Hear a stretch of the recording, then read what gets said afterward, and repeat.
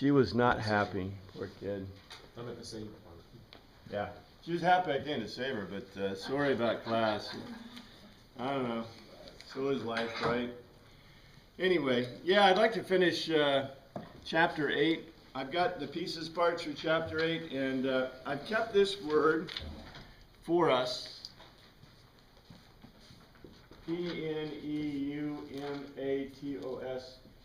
Pneumatos, pneumatos, pneuma. Pneuma being one of the three parts when we talk about sarx, suke, and pneuma. Pneuma is the spirit. Literally, sarx is the flesh. Suke in Greek ideas is thought. And pneuma is spirit. Suke is literally in Greek the unconscious breath, where pneuma is the conscious breath. And in Hebrew thought, the direct analog is Adam, Nefesh, and Ruach. That's right, Ruach. Anyway, in the Old Testament and Genesis, man was only given Adam and Nefesh.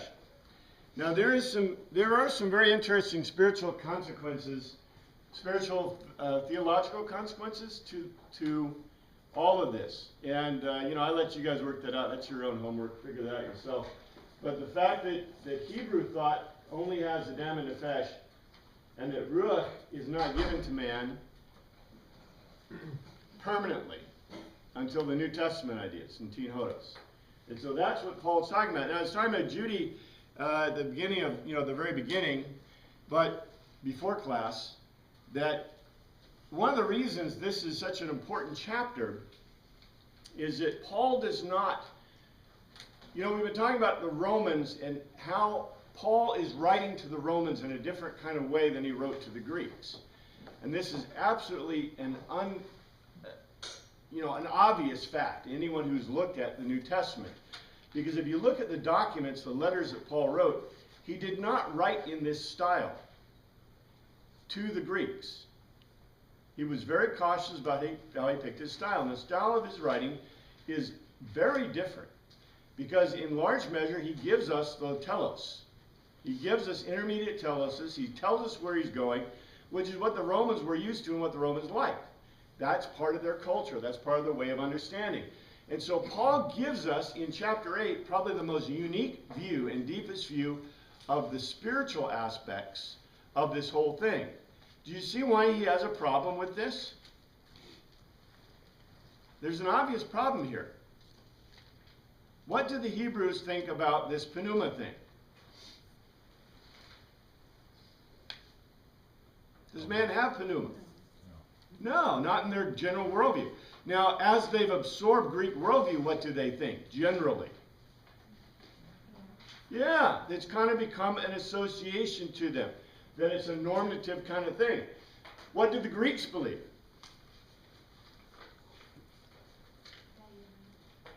You're born with it, right? You're born with pneuma. What do the Christian Teen Hodos believe?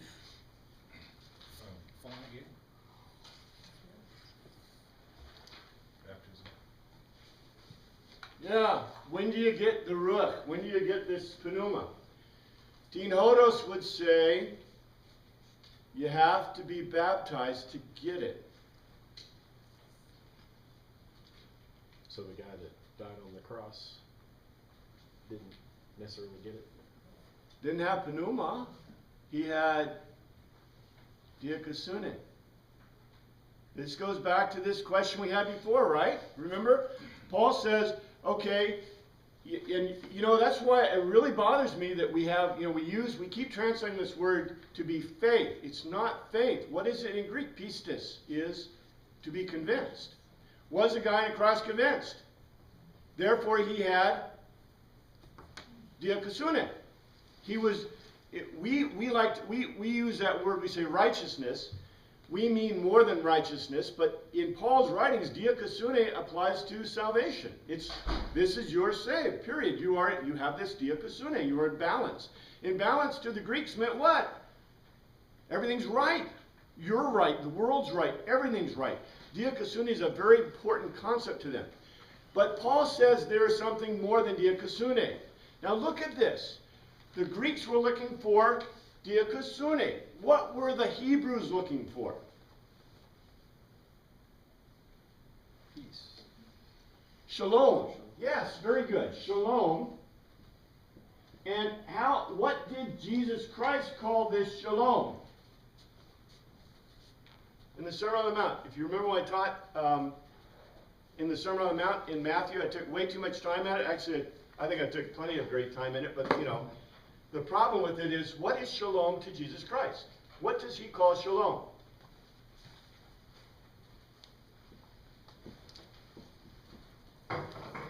Dikaiosune. He uses this term over and over and over again. So it's obvious that the Hebrews have gotten to the point in Greek thought that they do what? They're looking for the same thing the Greeks are, right? They're thinking Greek, they're speaking Greek. To them, this is the important thing. But the Romans, well, and everybody has the same question, but the Romans were just nice enough to state it for us. What's the Roman question? How to be good. How to be good. Yeah, you got dikaiosune. Well, that's cool, but how do we be good? How can we be... Well, isn't this interesting? Paul said you're righteous. See, we translate the word dikaiosune to be righteous. You're balanced by what? By faith, by being convinced, not that Jesus died on the cross or that he was resurrected, but being convinced that God raised him from the dead. It was God who raised him from the dead. It wasn't another God. It wasn't himself. It wasn't magic, This is interesting because the first claims that were made by the Jews, this is really wild. Talmudic claims about Jesus. Jesus rose from the dead in Talmudic claims because of sorcery. Sorcery, yeah. He was a magician. In Talmudic claims, Jesus Christ is a magician. He went around healing people because he was a magician. He went around fooling people and sending out demons because he was a magician. And then he rose from the dead because he was a magician. Well, he faked his death. I know. Well, that's later late. That's later late. That's Age of Enlightenment stuff. Because before Jesus, nobody believed that anyone could come back from the dead. And then you get a guy that comes back from the dead, and guess what? Everybody's brains got to get reconnected, redone. It's like, okay, wait a second. And then they kind of start that with Lazarus. It's not exactly the same. There were claims, Lazarus, he was in the tomb for all this time, but it didn't have the same effect. And you can see why it really didn't have the same effect. Lazarus didn't claim to be a god, or God. He didn't claim to be, anything special. He was some guy, and then this Jesus guy came along, right? And used magic, according to the Talmud, to raise people from the dead. It also happened awfully close to each other, didn't it? Yeah. Lazarus' raising was on the road to Jerusalem. Well, to us, look, we have been inundated, okay? Our culture believes that a person can be raised from the dead, right? Well, our Christian culture does. The humanistic culture of the world does not believe this at all, okay? Ignores it, rejects it. They still have words for it, they still yak about it, whatever, but it's not existent. It can't happen, right? But just think in the ancient world, okay? Lazarus in the ancient worldview is very different than Jesus. This is why. What Paul said is you have to be convinced that Jehovah raised Jesus Christ from the dead. Because there were accounts of, right, Jesus rose a guy from the dead. Now, in history, there are no other accounts that I can find of people raising other people from the dead. Elijah and Moses. We have Elijah. I don't know about Moses. What's Moses? Where did he raise from the dead? He was the same one at the on the mountain. Christ went up with Peter, James, and John. Oh, you mean the Transfiguration? Transfiguration. Well, Look Yeah, at, but I look mean- at that, you know, is that Pneuma, you know, Why those two? existent, or three? But, you know, even so, that, you know, the big deal is that in Lazarus' case, who raised him? Jesus, right? Yeah. So, you know, the Talmud makes this claim that it was by magic. Well, who raised Jesus? Do you see this big deal? In the, you know, if anyone came along and claimed to be a magician, and apparently there were lots of these guys walking around, you know, that did things. I don't know what they did, but they apparently did stuff. Kind of like the charlatan. You know, we have charlatans today, right? You know, stand up and walk, right? And you have people stand up and walk. You know, I don't know. Some of it may be miracles. Some of it may not. I do know criteria for miracles. That's a question that is a great Acts class question. But, you know, just back to this idea that it was because of God, because of this Jehovah guy. And that was the question. And of course, the question now that we've been looking at in chapter 8 is Paul's answer to the Romans. You know, how do you be good? How can you be more than what we would call diakosune, which we consider righteousness? You know, to us, righteousness is the end, right? But that wasn't the end to the Greeks and the Romans, or to the Hebrews to a large degree. Because the Hebrews had the same question to a degree, right? How do you follow the commandments? Today, how do you follow the commandments? Can't. Not without. Not without spirit. Anyway, this gets really interesting. Now, I did, you know, there was a question last week, and I said, and this is, you know, okay, go check your sources. When was the idea of original sin invented? You said later on. You said later, the later conversation. Well, you don't trust me. Did you guys study this? You know, I mean, I studied this when I was in college. I had some classes in, you know, religious classes. I went to a college that had religious classes. Yes, ma'am. Okay, we were always taught in Lutheran school that, the psalm where David writes, in sin was, did my mother conceive me, that proves original. Psalm 51, yes, 51:5. They had to go to, you did not study it in King James to get that, because in King James it says, this is what it says in King James. Behold, I was shapen in iniquity, and in sin did my mother conceive me. Now the NIV retranslated this quite incorrectly to, surely I was sinful at birth, sinful from the time my mother conceived me.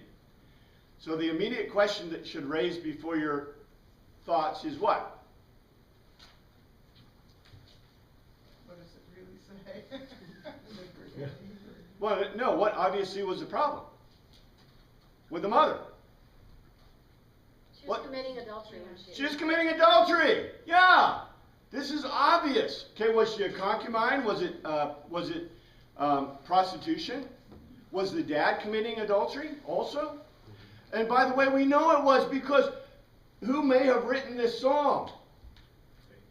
Well, no, it's attributed, well, remember, you can't attribute these psalms to David because they don't say they're written by David. That was added. Remember, psalmoi is in Greek. It's not Hebrew. And all of the annotations were added later. They're all Greek. Okay? Who could write this quite appropriately? I think I taught this psalm, the 51st Psalm. Solomon. What was he created in? Sin. Adultery. His mother was Bathsheba. His father was David. His father raped Bathsheba. Okay? It sounds like to me he was shapen in iniquity and sin to my mother conceived me. Okay. That wasn't Solomon, though. That was the baby that died. That's true. You're right. But later, after Solomon was also conceived in iniquity. Is it adultery because he had multiple wives, David? No, it was adultery because he should not have married her in the first place, right? Yeah, the whole relationship. The whole relationship. You know? Well, and we don't know who wrote this psalm, per se. But I'm just saying that the Hebrew doesn't say it, and the King James obviously doesn't say it. You have to go to the NIV, and the NIV kind of gives you, doesn't the NIV really shape this differently? But the big point isn't that. The big point is this. You know, historically, we've got to know these things.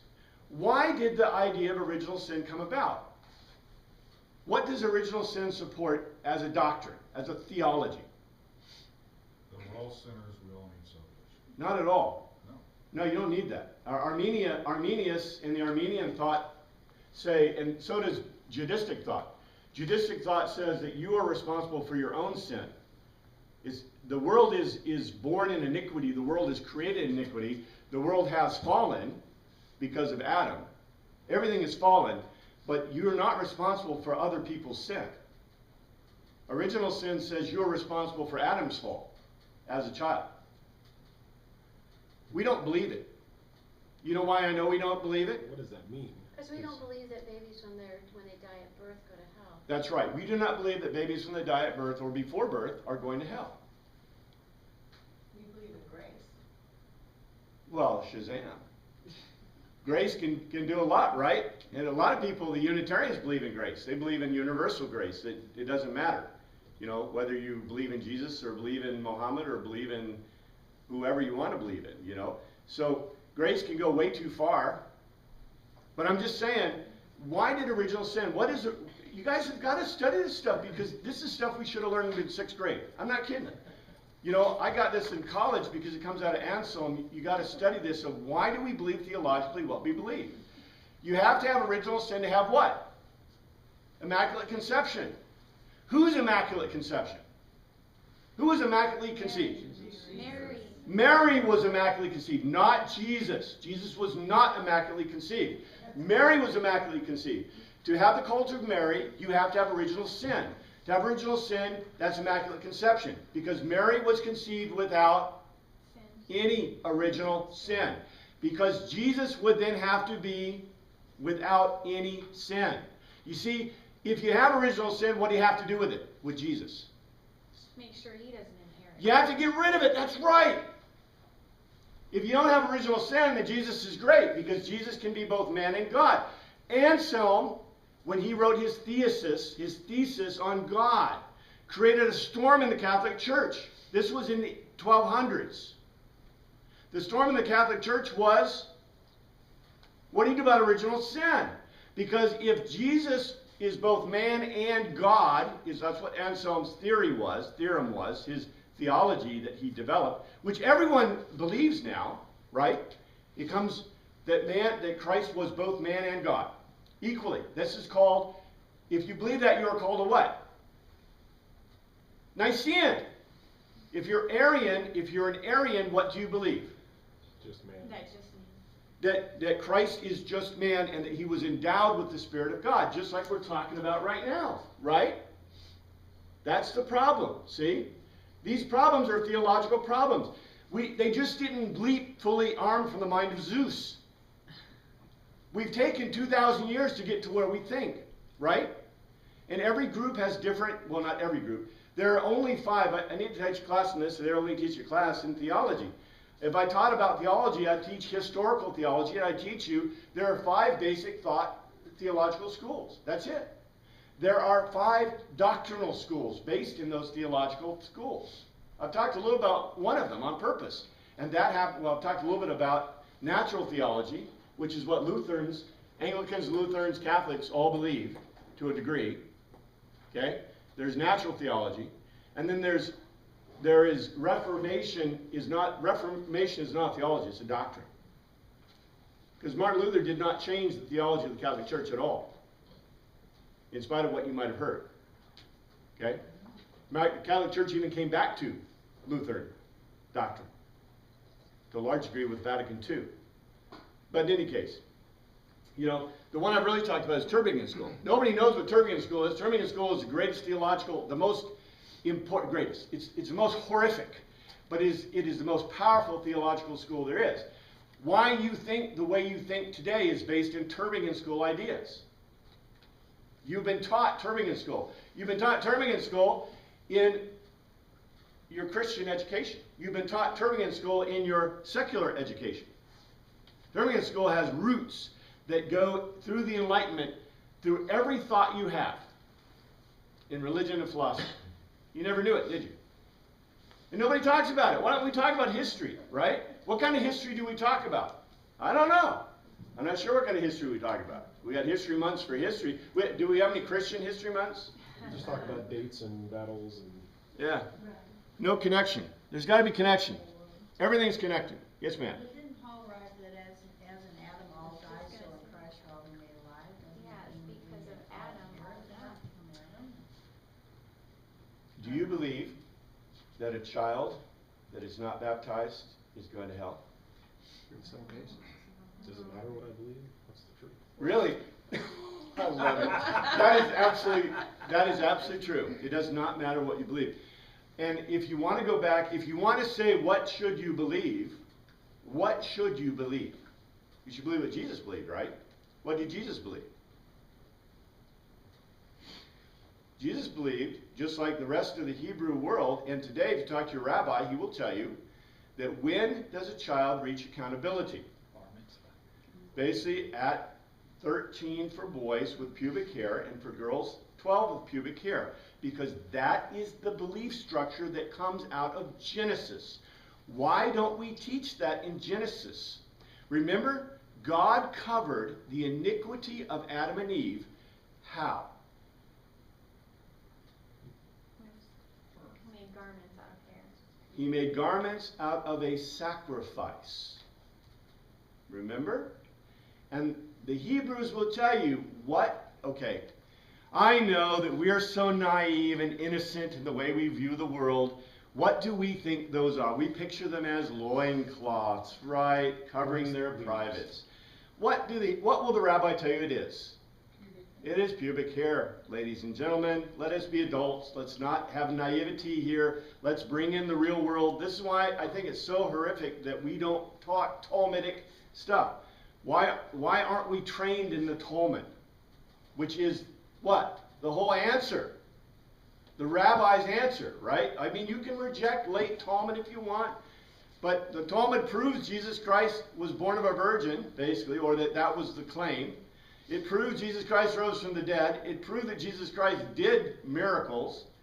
You know, it proves a whole lot of the things in the world, but we don't use it. Okay?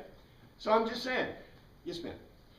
There has to be something, though, that says that we are in some way sinful or bent towards sin or something like that, because even the Old Testament says, like, man is born to trouble as the sparks fly upward, and the heart is deceitful and wicked above all things. And I mean, those of us who have children know that prior to age 13, they're always bent towards sin. I mean, if you kind of do the secular humanist thing where you kind of let them raise themselves, or, you know, their tabula rasa or whatever, they're always going to turn out bad. I mean, that's why parents are there to teach them.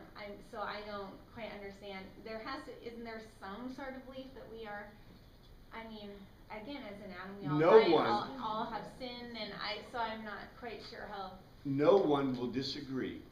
No one will disagree in Christianity unless they're way fringe that the world is in a fallen state. That is one of the main tenets of Christianity. The world is fallen, and man is born imperfect. We're all cursed, right? I mean, there was the curse. And They are cursed. But that doesn't mean that you have original sin. Original sin means that you are what? You are condemned to hell no matter what. Now, you can believe that all you want, but I don't think you can prove it. And not from the biblical. Again, now we are touching into theology, at least it's historical theology. That's my point is, in historical theology, I'm just trying to tell you what the Hebrews believe, all right? Now, we can take 12th century stuff in here, because this is way 12th century stuff. This is not 1st century. No one in the 1st century would argue that anyone is condemned based on anything other than their own sin. But if we're fallen, if the world is fallen, then aren't we? The way I guess I'm very confused the way age about of this, accountability has been explained to me in the modern age is that it's different for every person when they begin to know right from wrong. And so for people that never develop that sense, say they're mentally retarded, they have a disability, mental disability, so they're always under grace. But some kids it's 3, some kids it's 6, some kids it's, whenever they understand the difference between right and wrong. But they do wrong before then. I mean, so Absolutely. we are. So what's the theology then that they believed? If Wasn't that Jesus' question about the man that was born blind? Was it his parents' sin or his sin? And Jesus' answer was, neither. So that I can show my glory. Well, which would disprove what we have really funny views on original sin. And I'm not teaching a class on original sin. I don't really care to. Yeah. Another question, the subject of death as the consequence of sin, if you reverse the logic then, if you die, it's because there was sin. Yeah. So Yeah, infants babies die die, there's if they were miscarriages. sinless by that logic, I would think. Yeah, why are you cursed to that if you're not sinful? Okay, well, I will make a small foray, but I want you to know this very clearly, because what we're talking about is historical information. And I think it's very important, because in the Old Testament, there are two views of the world. Anybody know what the two views are? There's pre-Jobian and there's Jobian. What's pre-Jobian? People look at it before Job.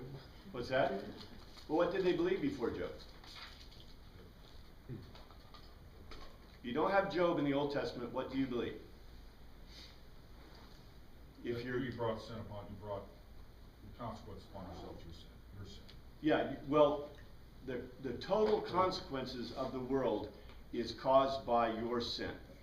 In other words, if you're unprosperous, it's because you sin.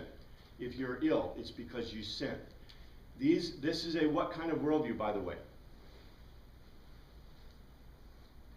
Pagan. It is an absolute pagan worldview. You are fated basically because of what you do. Okay? It's a pagan worldview. Substitute the word good for sin. Goodness.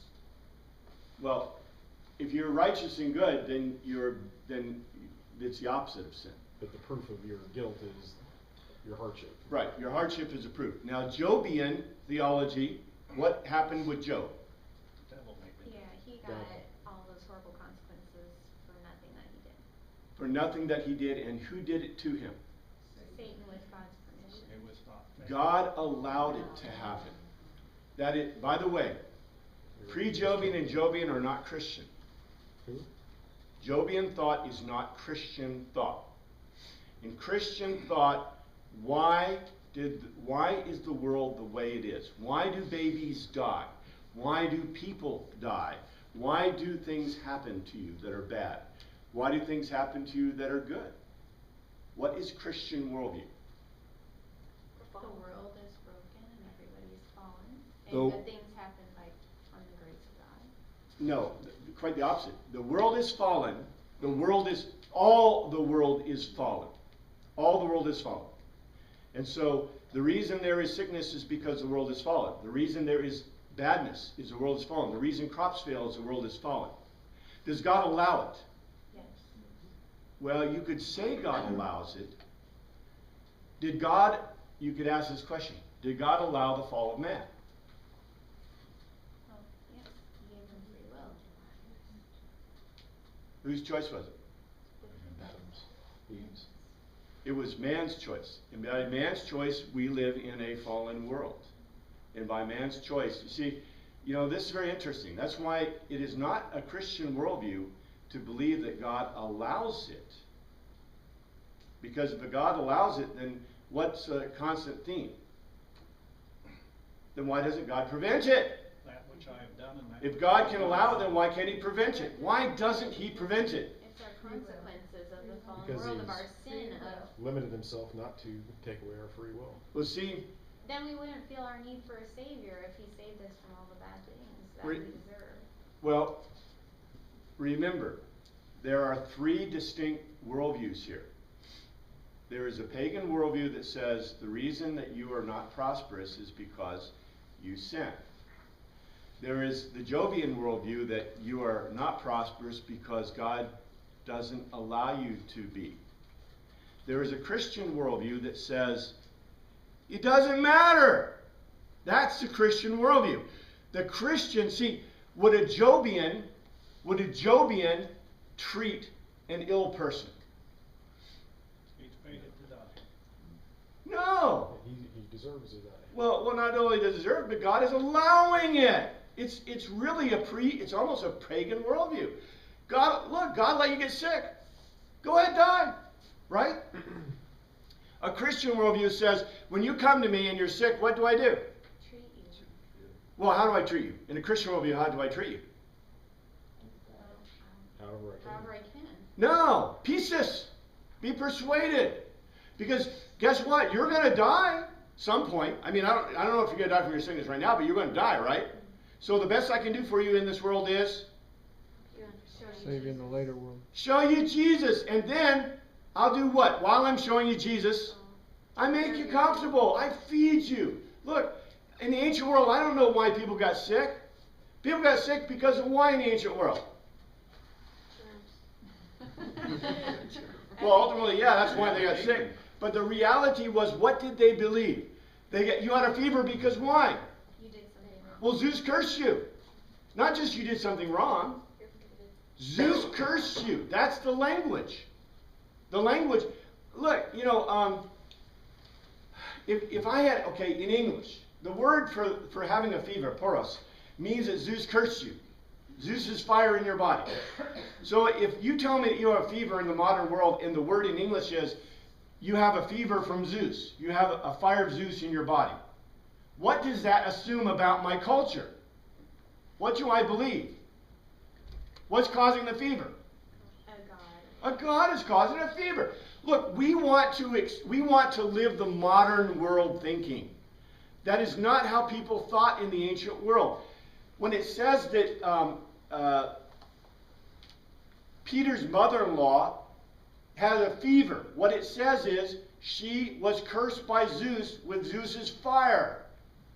And Jesus drove it out of her. Nobody was sick in the ancient world, guys. Nobody was sick. Because they didn't believe in sickness like we believe in sickness. It wasn't caused by illness. It was caused malaria. Caused by, malaria means bad air. Malaria caused, and they believe that insects generated themselves in food. Right? Until Pasteur. Louis Pasteur taught us the difference, what, in There was no spontaneous generation. 1900s. You know, we got that win, 1900s, right? 1800s. 19th century. So, look, guys. That's Yeah. why Paul was so radical just about in everything he did, but especially when he talked about, you know, he did his litany of all the horrible things that had happened to him. He'd been left for dead, he'd been in chains, he'd been stranded by storm and shipwreck. But in all those situations, he found peace. It wasn't due to his circumstance. It was due to what the Spirit of God was in him. And that was just a radical thought at that time of day. You know, and I think about that a lot. I'm going to read you something very quickly here, and this will kind of close the thing about historical idea of original sin, but I just want you to know, here's the forms of the doctrine of original sin. Calvinists have held that the sin of Adam was immediately imputed to the whole human family. This is what we call pure original sin, so that not only the entire race depraved, but also guilty on account of the first transgression. To sustain this opinion, it is argued that Adam was not only the natural, but also the representative or federal head of the human race. His fall involved the whole race in guilt. Armenian view. The view that more generally held is that the effect of Adam's sin upon the moral state of mankind is in accordance with and by virtue of the natural law of heredity. The race inherited the proneness to sin. But this proneness to sin does not imply guilt, inasmuch as punishment can justly be inflicted only on account of actual sin, which consists in voluntary transgression. This view is held by Presbyterians, Congregationalists, Episcopalians, and University of Live Methodists. Pelagianism. The doctrine known as Pelagianism denies any necessary connection between the sin of Adam and the character actions of his descendants. Every human being is by nature as pure as Adam was before his sin. The prevalence of sin is to be accounted for upon the ground of evil, example, and surroundings. Accordingly, it is possible for men to lead lives of such complete freedom from sin that they may stand in no need of redemption or by regenerating grace. The doctrine is repudiated by all evangelical churches. So there are basically three major doctrines on original sin. Take your pick. I'll tell you right now, the Jews believe in Pelagianism. That is the classical view of Jewish thought. All right? They do not believe that man, they believe in the fall of the world, but not necessarily the fall of man. the way we think about it. But you'd have to believe that, because you can be regenerated by sacrifice, right? Except for the problem of intentional sin. See? So there's no hope for you with intentional sin. Anyway. Can I ask one quick question? Sure. Was Pastor Snowden wrong a couple Sundays ago when he said we were born enemies of God in his sermon? Both the Armenian view and the Calvinistic view would probably hold that we are born enemies of God, just because of the proneness So then to why sin. do babies go to hell? I mean, you were saying they don't, but. No, I didn't, look, I did not make any statements about what I think about original sin, did I? I have not told you, look, I want to be very clear here. I have not told you what I think about original sin at all. I've not told you theologically anything about original sin except what? From a historical standpoint. I just told you where the ideas came from. I'm not imputing any belief structure or even talking about any belief structure. Okay? I've not set out the proof to prove to you one or the other. I just wanted you to be familiar with what kind of thought there is. Okay? And what, the doctrine or the theology of the Lutheran Church is not material to me. It's obvious that the ELCA has given up any position of sin imputed to infants, because they allow the death of children by abortion. Okay? So, the Missouri Synod, I don't know exactly where they stand on this, whether they're pure Calvinists. They will argue over and over again that we're not Calvinists in our viewpoint. I don't think they'll argue Arminianism. On the LCMS website, it talks about infants, and it's a little bit different than what I knew growing up. They're talking about that babies born of parents who are Christians, they believe go to heaven, and those born of parents who do not believe do not. And that's the official LCMS standpoint. I don't know exactly how they get to that, but Well, that's it. and I can't prove either. And I won't even want to try to prove either, of those points. So I'm not trying to discount any doctrine. I'm just trying to let you know what they are. I'd like you to know what they are. Okay? And the other point is, you need to know this. What are the consequences of your belief? I don't really care, but you care, right? And that's why I want to get rid of the idea of belief. Let's go to pistis. What are you convinced of? Yes, ma'am. Do we know what Jesus believed about original sin? Do the things he said, did he believe the Hebrew version? I mean, do we know? All I can tell you is this. The whole thought process of Jesus Christ did what? It was different from what they believed at the time, maybe. Well, kind of not. The biggest problem is this. You got a couple of issues here. And I'll bring this up. I want to really get going deep, but let's just sit there for a second, because this is very important. What Jesus thought and did stopped immediately when he went to heaven. Why? Because he wasn't here to think and do it. He's not here anymore. Bingo! Beautiful. From, everything else now comes from what? Well, that's an evangelical heresy. It comes from the thoughts of man. All I can do is I can go back to where Jesus Christ was, and I can draw a line right there. I can draw a line in the sand. I can draw you a line in the sand. Here's Jesus' death and resurrection, right? And I can draw you a line in the sand right here. Someplace 33 AD. Right? That's it. I have there's no other datum at all. And so whatever was the belief structure in that time, or whatever was taught by Jesus Christ, these are the things. And the number one thing there's a number one point you have to make. Could anything that Jesus Christ teach contradict Old Testament? No. Can't be. Can't be. Therefore, what stands? What stands is the Tanakh, the Talmud, and the Mishnah. Tanakh includes the, basically Tanakh includes, I'm going to say LXX, but Torah, the other scrolls, and the apocryphal scrolls, because they didn't acknowledge, there's no difference. The first guy to break out the apocryphal scrolls was Martin Luther. Okay? So these are all together. This is LXX. So the Tanakh is LXX. The Talmud is not written down, not until 100 AD. So it's not written down, but it is what Jesus knew. Because otherwise, Jesus would not be considered a what? A rabbi. He would not have been considered educated. And he had to know Mishnah, because Mishnah is basically, the Talmud is the commentary on the Mishnah rulings. So what you want to know, if you want to know what Jesus thought, you need to know Tanakh, Talmud, and Mishnah. And that's what I try to give you in this class. I try to tell you what does it say in the Talmudic documents. Because if you know that, then you know the answer to the question. And when I do that, I always tell you that who thinks? Orthodox rabbis. Because the Orthodox rabbis still, to a large extent, hold to the Talmud, Mishnah, and the Tanakh. Okay? Period. That's the way the world is.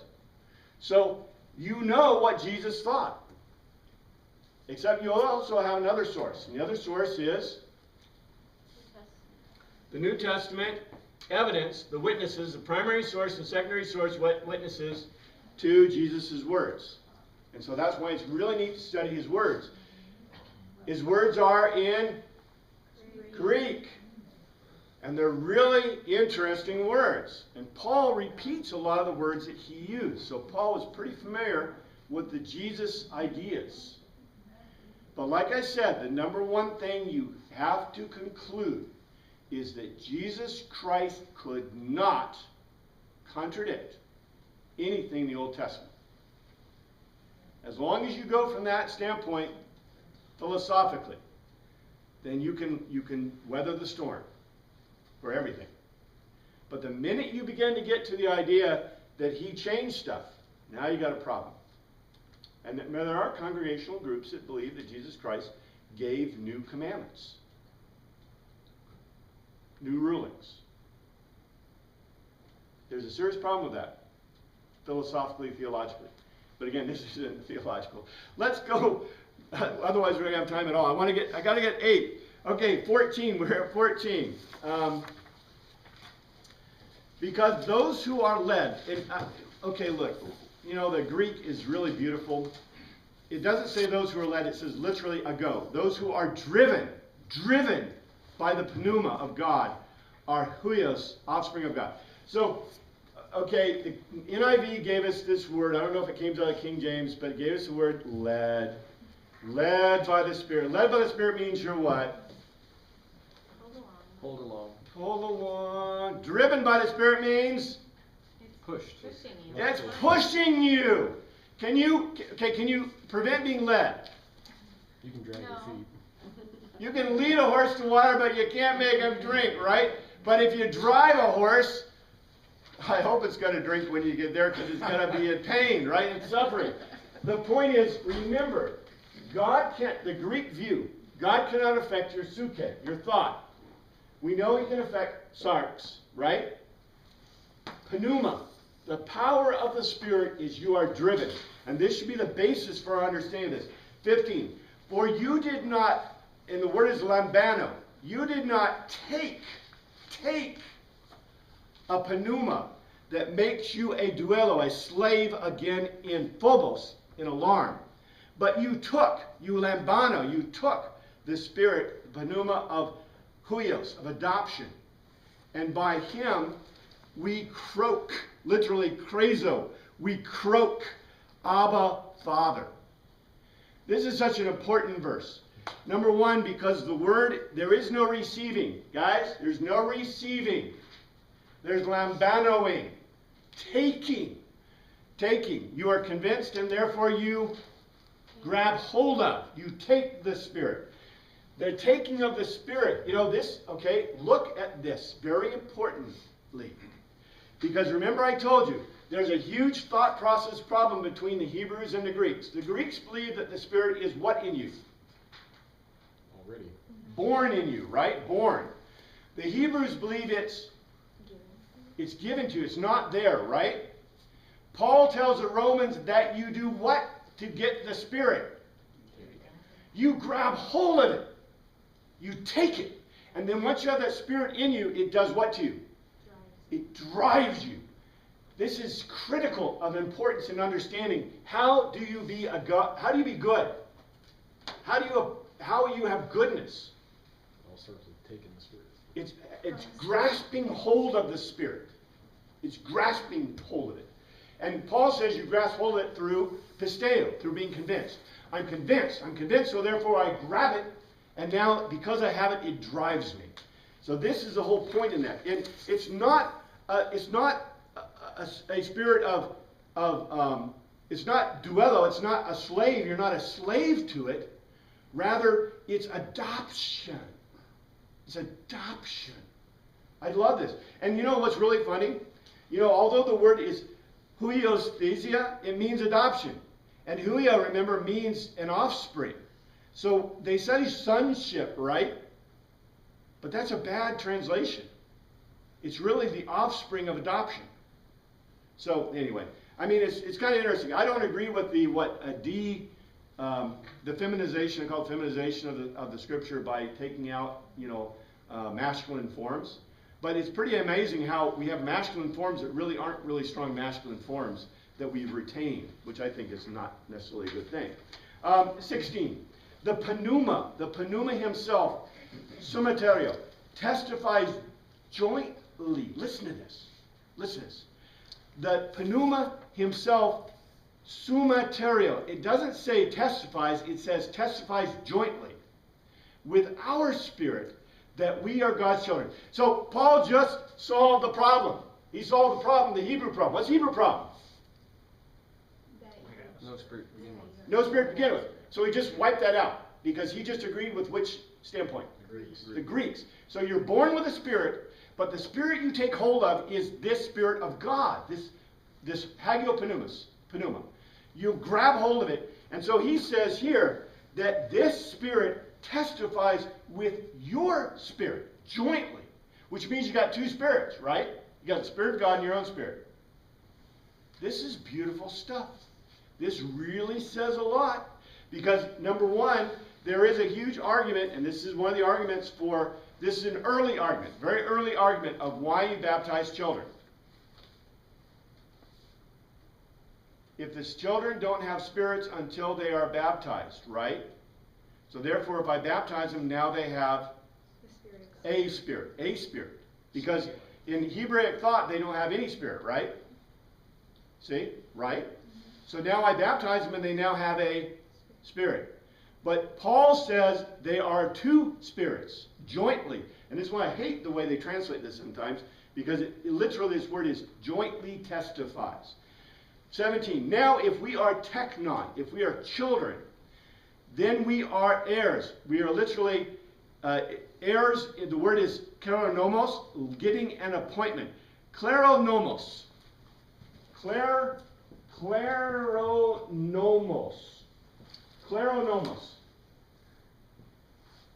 Nomos. Law. Yes. Law. Klero. Klero, you won't know that, but a part of. And by the way, nomos means to apportion. The word for law in Greek comes from apportion, to apportion a field. So basically you have part of a field. You have part of an apportionment. It also implies, what does it imply in Greek? By grasping a hold of the Spirit, what have you just grasped hold of? The nomos. Your inheritance is what? The law.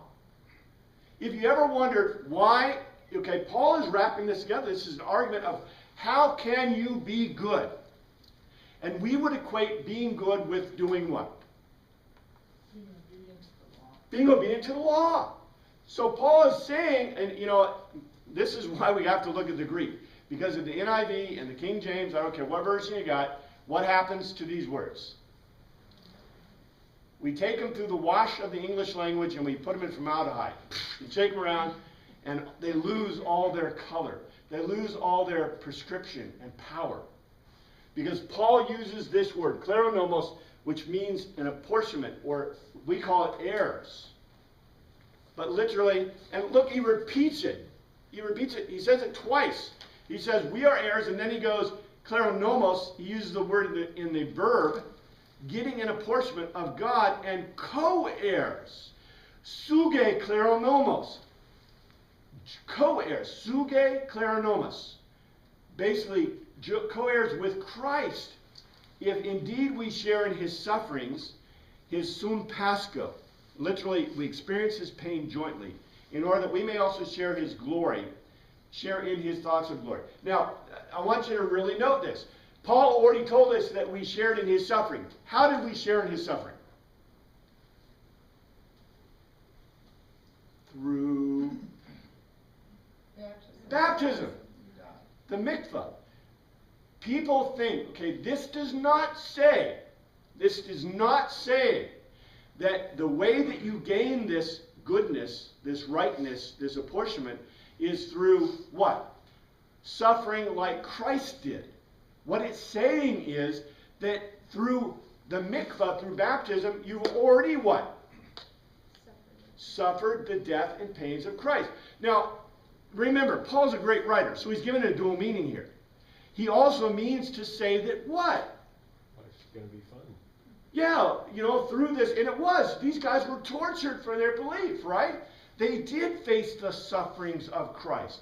But those sufferings are immaterial. Why are they immaterial? Why are life sufferings now, after holding the Spirit, immaterial?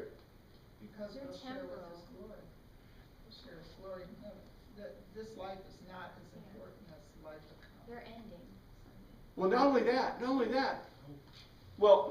that, what have you already done? You've already died with Christ in baptism. If you're dead, can you suffer? No, you can't. This is a Greek argument. It's a beautiful argument. Now, we would see the irony in it. The irony is what? It's the same irony we have. Do we still sin after we know Christ? Yes.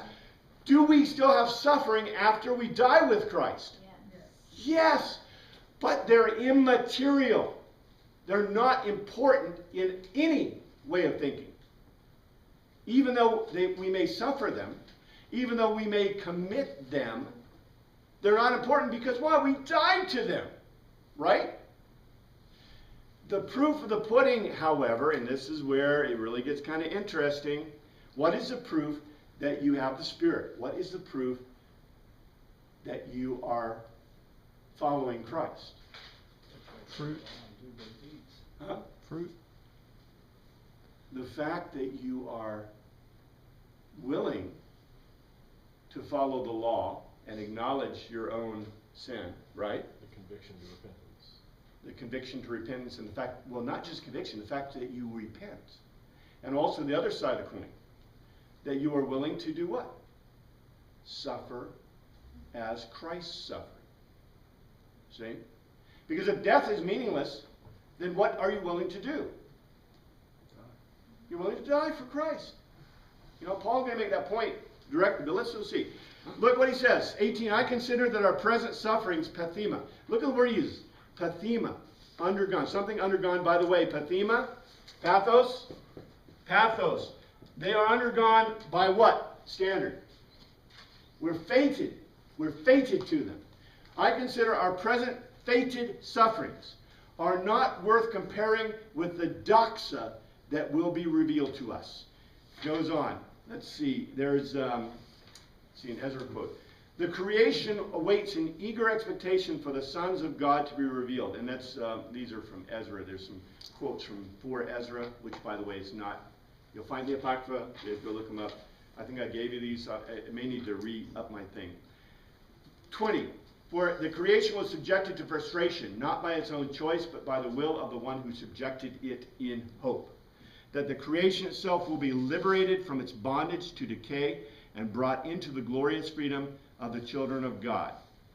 We know that the whole creation has been groaning as in the pains of childbirth right up to the present time. So Paul gives us, going back to the argument we were talking about before, It's in decay. Why? Because of man's, he already told us, you know, Adam's original sin, right? Adam's original sin, the original sin of Adam, caused the decay of the whole universe. The whole universe is in decay. But at the same time, the whole universe is what? In expectation and hope because of Jesus Christ. The whole creation can do what? Die with Christ. The hope is what? What is the greatest hope in Christian thought? Resurrection. That all can be saved. That, if It will all be new heavens, new earth. the new heaven, new earth. And how would the new heaven, new earth come about? Because Transformation will happen. all take hold of the Spirit. Let's see. There's some short, quick steps. We'll finish this up. You know, I know it's not bad for us to look at these. These are important things because the context of them isn't necessarily to tell you what to think or to even, but to bring out ideas so you understand where they come from, right? And what I'm trying to do is give you a cultural context of what did they believe here, okay? And I can't go much further than what did they believe. Now, I can't tell you what they thought. I can only tell you what they wrote down, see? And that's what we go from. So we take these ideas of what they thought, what they wrote down, and try to understand them within our cultural context. And once we do that, and once we see the language and see how it fits, I think we get a clearer and clearer understanding. It doesn't, I don't believe it negates anything that we believe or think today, and we shouldn't, although it's interesting how we see thoughts and ideas changing, you know. Some would say for the bad, some would say for the good, for some things, right? I don't believe in change for change's sake or change for ideas, but it is interesting that I think in some ways we're going back to a more fully coherent understanding of things. But we'll see. New Pope is around too, and we might get some information there too. Thank you, Father, for your word. We pray that you look after us this week. In your name we pray, amen.